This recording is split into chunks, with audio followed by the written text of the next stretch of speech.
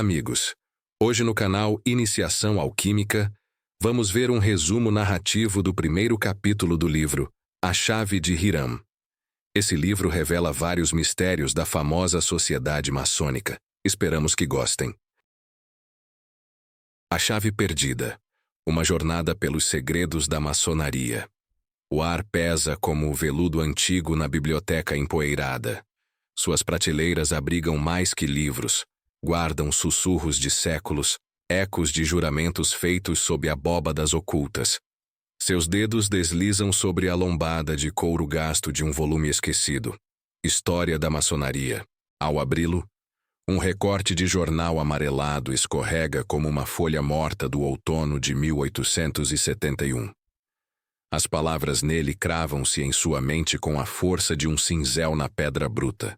Que a maçonaria data de antes do dilúvio, que é apenas uma criação de ontem, que é apenas uma desculpa para o convívio social, que é uma organização ateísta e destruidora de almas, que é uma associação caritativa, fazendo o bem debaixo de uma tola pretensão de segredo, que é uma máquina política de extraordinária potência. The Daily Telegraph, Londres, 1871. A voz da Rainha Vitória ainda ecoava pelo Império. Ulysses S. Grant governava do outro lado do Atlântico, e a maçonaria já era um enigma envolto em névoa e desconfiança. Você folheia mais páginas. Outro recorte mais recente. 1995. O homem já pisara na Lua, o mundo digital nascia, e o mesmo jornal, como um espectro teimoso, ainda perguntava: por que usar esses métodos, se não para ocultar a verdade? Por que ocultar, se nada existe a ocultar? Provavelmente não há. Mas uma negativa é sempre mais difícil de provar. 125 anos. 2 mundos irreconhecíveis. Uma única sombra persistente. Por quê?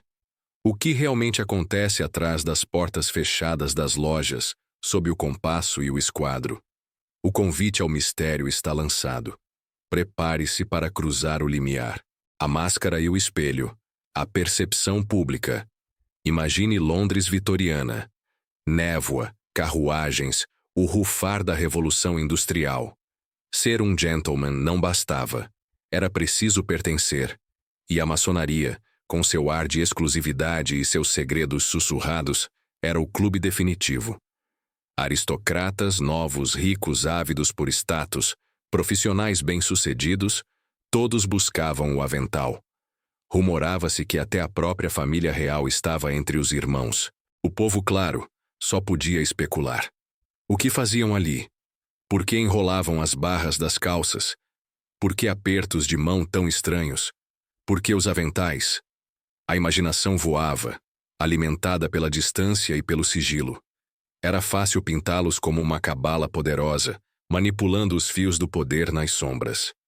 Omni ignotum pro magnifico, dizia o antigo recorte.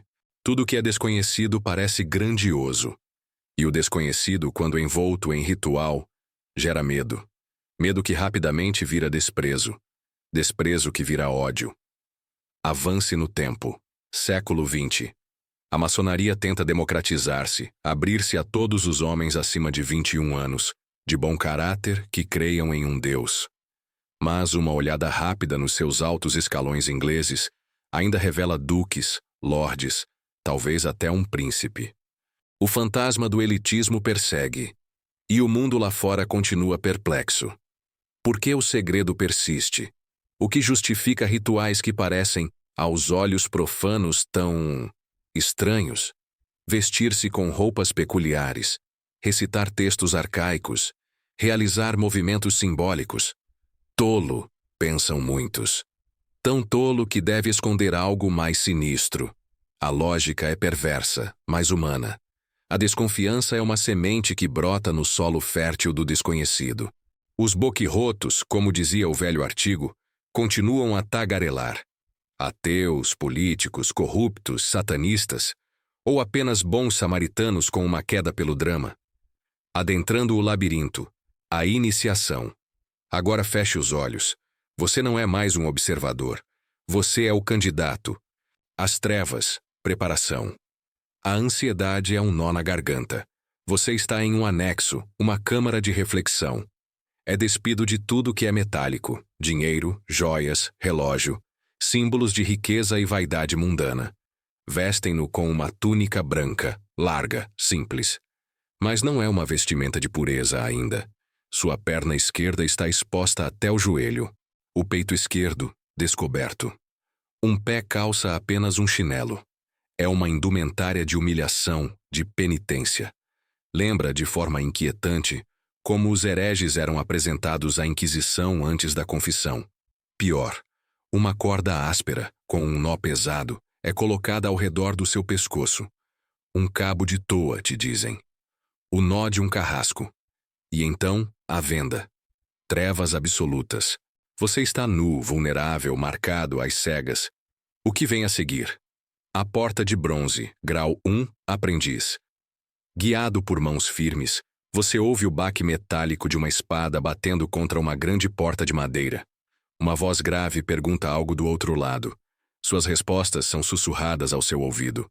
A porta se abre. Você entra no templo. O ar é diferente, carregado de expectativa. Uma multidão silenciosa o cerca. Sente a ponta fria de uma adaga, ou talvez apenas o dedo firme de um irmão, pressionando seu peito nu. Sentes alguma coisa? A voz vem da sua frente. O sussurro no seu ouvido esquerdo lhe dá a resposta. Sim, eu sinto. Então que esta ponta seja um ferrão em tua consciência, assim como morte instantânea se acaso algum dia traíres os segredos que agora te serão comunicados. O coração acelera. Juramentos solenes são feitos. Você declara ser livre, maior de idade e de bom caráter, movido por inclinação sincera, não por interesse. Ajoelha-se. Uma prece é feita ao Supremo Governador do Universo. Uma invocação neutra para abranger todas as crenças. É então conduzido em 3 voltas lentas ao redor do templo, parando a cada canto. Uma voz o apresenta cada vez. Um pobre candidato imerso em trevas. A sensação de exposição é avassaladora. A luz, revelação. Finalmente, você é levado diante do trono do venerável mestre. Tendo estado nas trevas, qual é o maior desejo de teu coração? O sussurro chega novamente. Luz. Que esse bem então te seja devolvido. A venda é retirada. A luz das velas ofusca por um instante. Quando seus olhos se ajustam, você está diante de um homem solene. Ele aponta para as 3 grandes luzes da maçonaria, emblemas sobre o altar, o livro da lei sagrada, sua Bíblia, ou o livro sagrado de sua fé, o esquadro, o símbolo da retidão moral, do agir correto, e o compasso, o símbolo dos limites, do autodomínio, de circunscrever os desejos e paixões. Você é declarado aprendiz maçom. Sinais secretos, um aperto de mão peculiar e uma palavra de passe são ensinados. Suas primeiras chaves para o reconhecimento entre irmãos. 2 grandes pilares são destacados. Bous, à esquerda, símbolo de força, e Jaquim, à direita, símbolo de estabelecer, ou firmeza. Juntos, representam a estabilidade. Finalmente recebe seu avental de pele de carneiro branco, o símbolo mais sagrado do maçom. As palavras ecoam. É mais antigo que o velo de ouro ou a águia romana, mais honrado que a estrela, a jarreteira ou qualquer outra condecoração ainda existente, sendo a marca da inocência e o laço da amizade. É um momento de profunda emoção, mas também de confusão. O que tudo isso significa realmente? A escada espiral, grau 2, companheiro. Meses depois você retorna. Agora como aprendiz usando seu avental simples. É testado nas respostas decoradas do 1º grau, palavras que ainda soam vazias de sentido profundo. Preparado novamente, perna esquerda e peito direito expostos, você reentra. Desta vez a jornada é diferente. Você é conduzido em voltas, mas novos segredos são revelados. Um sinal de mão erguida é ensinado, ligado a Josué parando o sol. O pilar Jaquim é explorado, complementando o conhecimento sobre Bus. Promete-se a você o acesso aos mistérios ocultos da natureza e da ciência. A atmosfera é mais complexa, mas a névoa do entendimento permanece. O banquete que se segue é alegre, fraterno, mas a sensação de estar apenas arranhando a superfície persiste. O Vale da Sombra, grau 3, mestre. O momento culminante chega. Como companheiro, você é testado novamente. Desta vez, uma frase pseudo-bíblica chama sua atenção. Disse o Senhor: com força estabelecerei minha palavra em minha casa, para que ela fique de pé para sempre. Soa importante, mas enigmática. Uma nova palavra de passe, crucial, é dada. Você deixa o templo. Quando a porta se reabre para você, é como adentrar um novo mundo. Escuridão, quase total. Apenas uma única vela bruxuleante no oriente, diante do venerável mestre, lança sombras dançantes nas paredes. A voz do venerável ecoa, grave. Irmãos, o assunto deste grau é a morte. Um calafrio percorre sua espinha. Você é conduzido ao centro. Agora você não é mais apenas você. Você é Hiram-Abif, o lendário arquiteto-mestre do templo do rei Salomão. A narrativa é encenada com intensidade dramática. 3 vilões, Jubelas, Jubelo, Jubelum, companheiros insatisfeitos que cobiçam os segredos de mestre, o interceptam.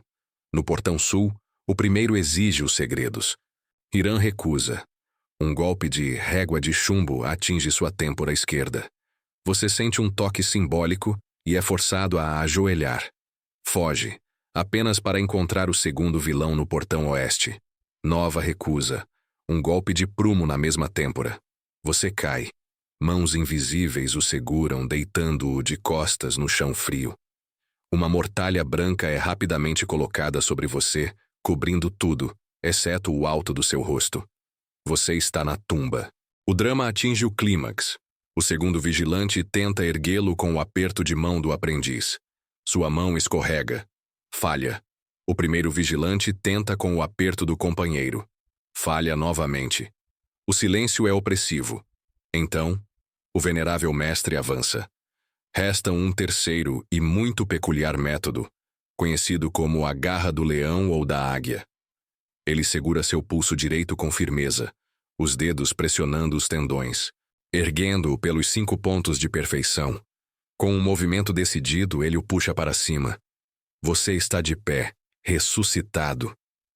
O venerável sussurra 2 palavras estranhas, poderosas, em seu ouvido. A palavra sagrada do mestre maçom. Mas ela não significa nada ainda. Então, ele força seu olhar para baixo, à sua direita. Na penumbra, você vê uma cova aberta. Sobre ela, um crânio humano repousa sobre 2 tíbias cruzadas. O símbolo da mortalidade é inescapável. Que esses emblemas da mortalidade guiem vossas reflexões sobre o mais interessante e mais útil de todos os estudos humanos, o autoconhecimento. Seu olhar é então guiado para o alto, à esquerda, em direção ao oriente. Lá, uma pequena estrela brilha, a estrela da manhã. Um símbolo de esperança, de renascimento, de luz após as trevas da morte. Você renasceu como mestre maçom. Os segredos finais, toques e palavras são transmitidos. Mais tarde, a história completa é contada. A busca pelo corpo de Hiram, encontrado sob um ramo de acácia. O sepultamento próximo ao Sanctum Sanctorum. A captura e punição dos vilões. A perda irreparável dos verdadeiros segredos e a adoção dos segredos substitutos que você acabara de receber. O eco na câmara vazia. Paradoxos e perguntas. Você agora é um mestre maçom, o ápice da estrutura simbólica, e a sensação. Um misto de profunda reverência e perplexidade. Você participou de rituais intensos, memorizou volumes de textos arcaicos, aprendeu símbolos complexos. Mas a pergunta que sussurra na mente de tantos irmãos, confidenciada apenas em voz baixa, surge. O que tudo isso realmente significa? O fantasma de Hiram. Quem foi Hiram-Abif? Você busca nas escrituras. Em vão. Nenhum arquiteto mestre com esse nome constrói o Templo de Salomão no Antigo Testamento. Ele é uma criação exclusiva da maçonaria? Um símbolo composto? Porque sua morte ritualística é o coração da iniciação ao grau mais elevado. Alguns críticos externos gritam: é uma ressurreição pagã rival de Cristo. Mas você viu, Hiram morre. Ele não ressuscita gloriosamente. É erguido simbolicamente para continuar o trabalho. A falta de resolução sobrenatural é gritante. Qual é a fonte real desta lenda? Segredos perdidos ou nunca encontrados? A ordem admite abertamente: os verdadeiros segredos de um mestre maçom foram perdidos com Hiram. O que você aprendeu são segredos substitutos, mantidos até que o tempo ou as circunstâncias restaurem os genuínos. Que segredos eram esses? Conhecimento arcano? Poder? Uma simples palavra? A promessa de sua redescoberta é um motor poderoso, mas também uma confissão de incompletude fundamental. A maçonaria baseia-se em uma ausência. O abismo entre símbolo e substância. O ritual é repleto de anacronismos e imprecisões. Fala-se de salários pagos na câmara do meio do templo, uma sala que não existe em nenhuma descrição bíblica ou arqueológica. A sombra da desconfiança. Enquanto dentro se debate com o significado, ou a falta dele, fora os ataques continuam. Livros sensacionalistas alimentam teorias conspiratórias.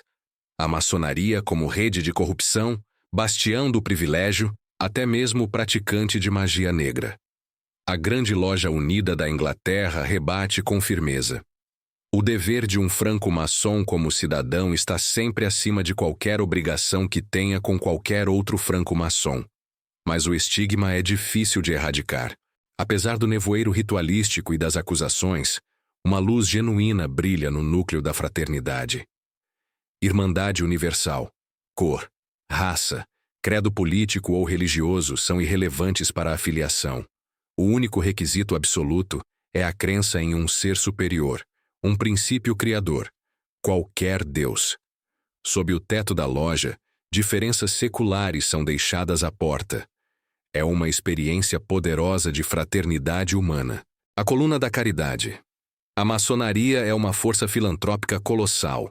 Doa somas imensas, quase sempre anonimamente, para causas de socorro, educação e saúde. Hospitais, orfanatos, pesquisas médicas, incontáveis instituições foram erguidas ou sustentadas pela generosidade maçônica discreta. O alicerce moral. A ênfase em altos padrões de moralidade, retidão de caráter, integridade e responsabilidade social é constante e sincera. O simbolismo do esquadro e compasso é um lembrete diário para agir com justiça e manter as paixões sob controle. Muitos homens tornam-se melhores cidadãos por causa desses ideais. A busca pelo conhecimento. Os mistérios ocultos da natureza e da ciência podem ser mal compreendidos nos rituais, mas o princípio por trás deles é nobre. A busca incessante pela verdade, pelo entendimento do universo e do lugar do homem nele. A ordem, em sua essência, venera a luz do conhecimento. E com isso concluímos esse primeiro capítulo. Espero sinceramente que tenha gostado. Se gostou, curta o vídeo, se inscreva no canal e compartilhe com aquele amigo que gosta do assunto. Ficamos por aqui. Até o próximo vídeo.